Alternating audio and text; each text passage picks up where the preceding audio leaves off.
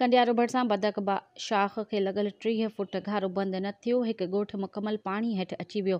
घारी सबबि ॻोठु क़ाबिल लाखो मुकमल तौरु पाणी हेठि अची वियो। ॻोठ सां ज़मीनी राब्तो कटिजी वियो। इरीगेशन अमले भिरिया नाअहलीअ जे हद करे छॾी। 5 कलाक गुज़रण बावजूदि इरीगेशन अमलो घारे वारे हंधि न पहुतो। वधीक ॻोठ ॿुॾण जो ख़दशो। घारे वारे हंधि असिस्टेंट कमिश्नर कंडियारो रज़ा मोहम्मद शहर पहुतो।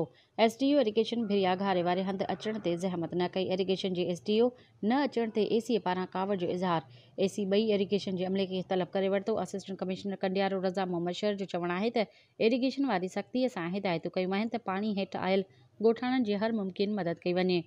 घारो बंदि थी चुको आहे। जिन इरीगेशन जे अमलदारनि गैर ज़िम्मेवारी जो मुज़ाहिरो कयो आहे उन्हनि ख़िलाफ़ कानून मुताबिक़ कार्रवाई कई वेंदी। मज़ीद ख़बरनि ऐं तफ़सीलात लाइ विज़िट कयो असांजी वेबसाइट www.awamiNewsHD.com ऐं ॾिसंदा रहो अवामी न्यूज़ HD।